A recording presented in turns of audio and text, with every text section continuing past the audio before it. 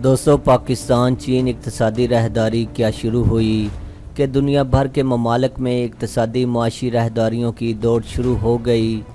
Asia के मुस्तक़बिल को तय करने के लिए आलमी सतह पर मुआशी तौर पर मुकाबला जारी है।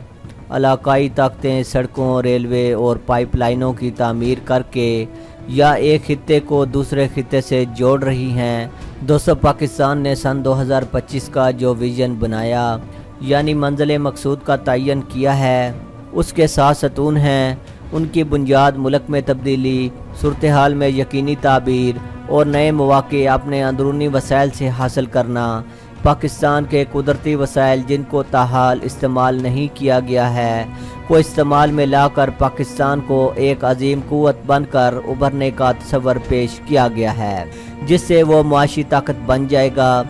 शर्त यह है कि अगर वसाइल पैदा कर लिए जाएं, उनका दुरुस्त बंदोबस्त हो और उनका इस्तेमाल माहिराना हो। दोस्तों, पाकिस्तान को कामिल यकीन है कि सन 2025 तक वो एक फलता फूलता और सही और मरबूत सोसाइटी का हामिल मुल्क बनकर उभरेगा। पाकिस्तान दुनिया का आबादी के लिहाज से 7वां बड़ा मुल्क है और पाकिस्तान के अंदर ये सलाहियत मौजूद है कि वो अंदरूनी और बैरूनी चैलेंजों का मुकाबला कर सकेगा। विजन सन 2025 टेक्नोलॉजी और इल्म की ताकत को बरोए कार लाकर पाकिस्तान अपने तरीक़ाकार को तब्दील, राब्तों को बेहतर, इक़्तिदार की बहाली और तिजारत को फ़रोग़ दे सकता है। दोस्तों, पाकिस्तान एशिया का मुआशी शेर बन सकता है। इसके अलावा अच्छी हुक्मरानी बज़रिया जमहूरी हुकूमती अदारे और उनमें इस्लाहात लाकर प्राइवेट सेक्टर को जदीद तरीक़ों से इस्तवार करके पाक चीन मुआशी राहदारी, मुवासलाती निज़ाम को तरक्की, सिविल सर्विस में इस्लाहात, नौजवानों को तरक्की के मौके फराहम करके पाकिस्तान अजीम ताकत बन सकता है। दोस्तों, भारत की बात की जाए तो जनूबी एशियाई ममालिक इलाकाई तंजीम तो मुर्दा हो चुकी है।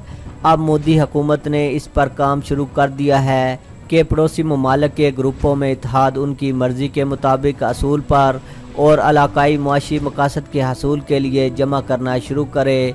जहाँ तक आलमी अज़ाइम की बात है तो चाबहार की बंदरगाह को परवान चढ़ाकर वो पाकिस्तान को नज़रअंदाज करके ईरान से यूरोप और सेंट्रल एशिया तक रसाई चाहता है। इससे भी आगे बढ़कर मशरक़ की तरफ देखने की पॉलिसी वज़ा कर चुका है और वो आसियान ममालिक से ताल्लुकात इस्तवार कर रहा है और अपने जनूबी इलाका जो ज़मीन बंद है वहाँ से बर्मा के ज़रिए थाईलैंड तक एक रास्ता बनाकर आसियान ममालिक में पहुँचना चाहता है।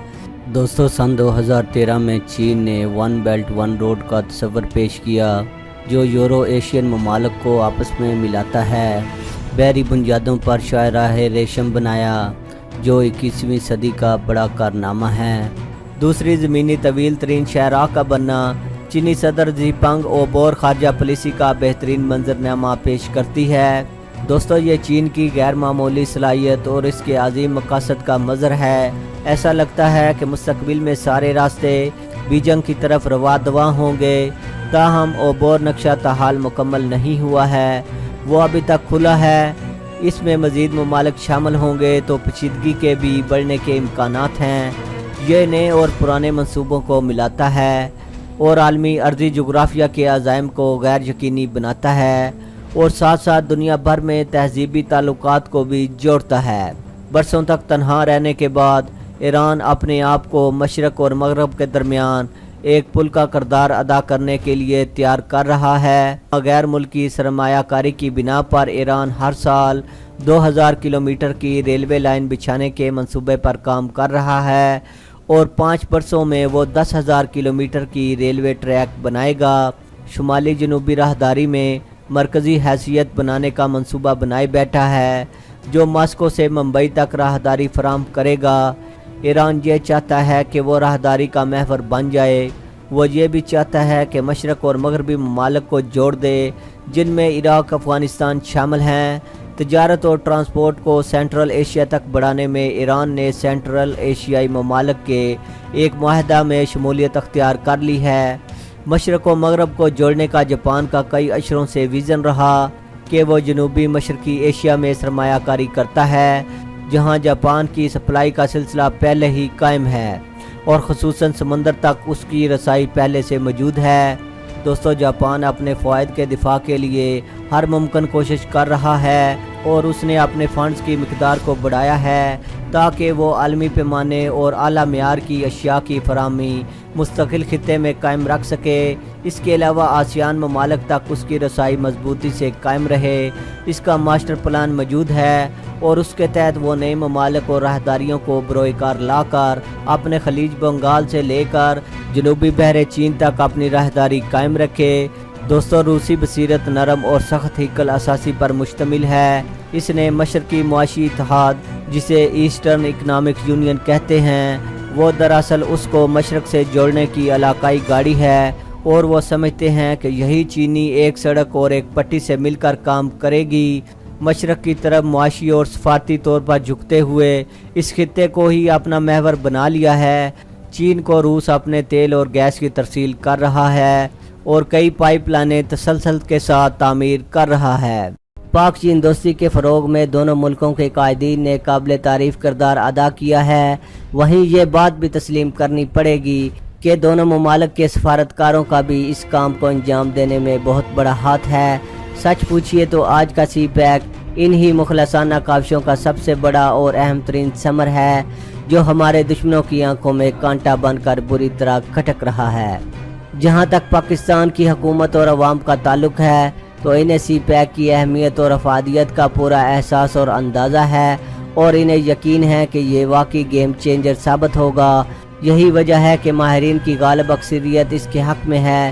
دوستو، چین نے سن 2013 میں ون بیلٹ ون روڈ کے نام سے جس پہل قدمی کا اعلان کیا تھا، اس کے تحت وہ دنیا بھر کے 60 ممالک میں $1 ٹریلین سے زائد کی سرمایہ کاری کے ذریعے 6 مختلف راہداریاں قائم کرنے کی منصوبہ بندی کر رہا ہے۔ دنیا کے دیگر ممالک میں چین کے اس اقدام کو پذیرائی کی نظر سے دیکھا گیا ہے، مگر چینی دوستوں کو اس بات پر حیرت ہے کہ پاک چین دوستی کے آزمائے ہوئے سابقہ ریکارڈ کے باوجود پاکستانی میڈیا، بالخصوص سوشل میڈیا میں بعض حلقوں کی جانب سے منفی رویوں کا اظہار کیا جا رہا ہے۔ حالانکہ یہ حقیقت روز روشن کی طرح عیاں اور قطعی ناقابل تردید ہے کہ دونوں ممالک میں قیادت کی تبدیلی کا دونوں ملکوں کے اٹوٹ باہمی تعلقات میں کبھی بھی کوئی منفی اثر نہیں پڑا اور یہ تعلقات کسی بھی تبدیلی سے بالا تر رہے ہیں۔ اس پس منظر کے باوجود سی پیک کے حوالے سے ایسٹ انڈیا کمپنی جیسی مثالوں کا ذکر چھیڑنا بڑی نامناسب اور بے جا سی حرکت معلوم ہوتی ہے۔ جو لوگ اس قسم کی باتیں چھیڑ رہے ہیں وہ پاکستان کے عوام میں چین کے حوالے سے شکوک و شبہات کے بیج بونے کی کوشش کر رہے ہیں، جس کا واحد مقصد دونوں ملکوں کی سچی اور پکی دوستی میں دراڑ ڈالنے کے سوائے اور کچھ بھی نہیں ہو سکتا۔ پاکستان کو توانائی کے بحران سے نجات دلانے کے لیے کوئی آگے نہیں بڑھا، لیکن اب جو ہی چین نے $35 بلین کی سرمایہ کاری کے لیے قدم اٹھایا ہے تو بعض حلقوں میں اس بارے میں سوالات اٹھائے جا رہے ہیں۔ حالانکہ یہ اقدام بھی سابقہ انرجی پالیسی کا جزو ہے۔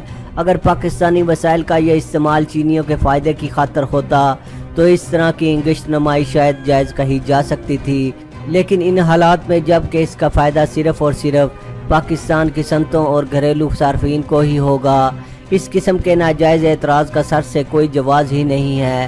اس سرمایہ کاری سے نہ صرف لوڈ شیڈنگ کے عذاب سے ہمیشہ کے لیے نجات حاصل ہوگی بلکہ GDP میں سالانہ 2% اضافہ بھی ہوگا۔ چین کی کمپنیاں مقررہ منصوبوں کو عملی جامہ پہنائیں گی، جن کے لیے چین کے سرکاری ملکیت والے بینک نرم اور آسان شرائط پر قرضوں کا بندوبست کریں گے۔ بعض صنعتیں چین اور پاکستانی کمپنیوں کی مشترکہ شراکت داری سے قائم کی جائیں گی، جن کا مقام گوادر کا آزاد اکنامک زون حاصل ہوگا، جس کے ثمرات سے صوبے کے عوام کی زندگی میں انقلاب برپا ہوگا۔ پاکستانی فوج چینی ماہرین اور کارکنوں کو مکمل تحفظ فراہم کرنے کے لیے ایک نیا فوجی ڈویژن تشکیل دے رہی ہے۔